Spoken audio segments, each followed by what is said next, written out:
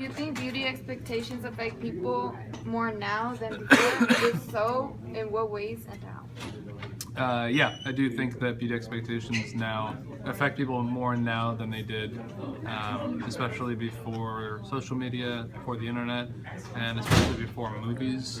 I feel like since pretty much everybody now has a phone in their pocket and has access to the internet, and everybody's seeing the same advertisements, everybody's watching the same videos on YouTube, we're all exposed to the same beauty standards and the expectations set by those videos, and whereas before the internet, people probably were not as immersed in the same amount of media. So yeah, that's all I would say. I feel like society, um, the way it affects is like some people they do harm, like as in using drugs in order to like, get their ideal bodies. You know, men use steroids to get their muscular body, their ideal body, and women they have like an eating disorder in order to get thinner. And the way it affects me is that sometimes, you know, I'm scrolling on Instagram, I see like this nice body, I don't have that, but what's it called? But I know that maybe they do Photoshop or anything like that, and they do surgery in order to get their ideal body. How did beauty expectations affect Serena?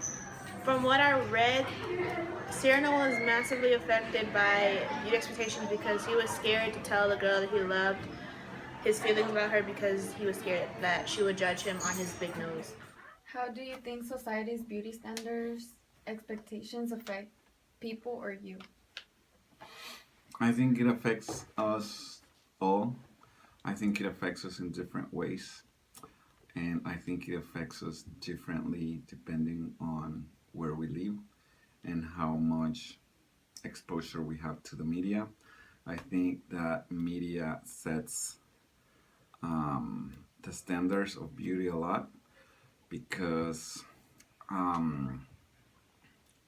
media tries to sell products. Products make money. Everything is about money at the end of the day, and they would like us to believe that a certain brand of tennis shoes or a certain brand of makeup or color of makeup or glasses or whatever we're wearing is beautiful at that point because that's what they're selling. So I think that in different cultures, beauty is perceived differently in societies where consumerism is not so important as here, then people may look at beauty differently than what we do. I think we tend to be more materialistic here than we are in other places because this is a country where consumerism is huge and drives the economy of the country. To answer your question, I think that it impacts us all. It depends on where we live and it depends on the time. What's beautiful right now, what is perceived as beautiful right now, may not be the same thing that will be perceived as beautiful in the future when we're speaking about material things.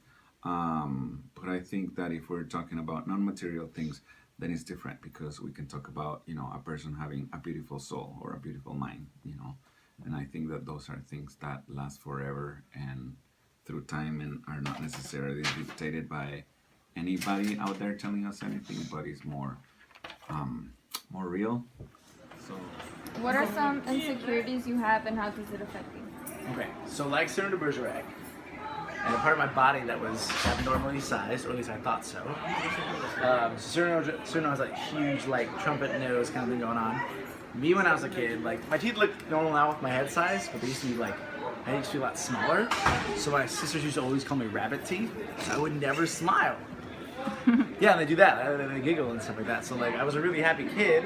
When I was around them, like, I would hide my smile, which is, I think, like, a really important part of being human, is smiling, like, being happy about stuff. And I hid that. I think that really made me very shy in social interactions, which was like, there are parts of me people are going to make fun of and that I just can't be myself. How do you think social media impacts women and men in their self-confidence? self-confidence. It puts them down because women are portrayed as this beautiful object that we see in models, movies, and commercials. Like for example, the Carl's Jr. commercial. You always see a model next to the burger, eating the burger in slow-mo, so they're kind of perceived as a sex object. Whereas for men, we are viewed as muscular, ferocious, powerful, just overall really, really strong individuals. Whereas if you see in our society, if I were to go to you right now, which I can't, but nobody fits in the description here. We all come in different shapes, sizes, and muscle comes. Therefore, the standards that the media has portrayed on us is to a point where it makes people feel bad about their own self-esteem, and it puts them down and makes them feel bad about how they. Do you think beauty expectations affect people more now than before? If so, in what ways and how? Yes, beauty expectations affect us even more today because, for example, Kylie Jenner, she had like the big lips. Now all of a sudden people want big lips. They're all getting like fillers and everything. And I feel like nowadays, in order to be confident in your own body, you have to get surgery, which it kind of sucks because, you know, be acceptable to what you have and what you are.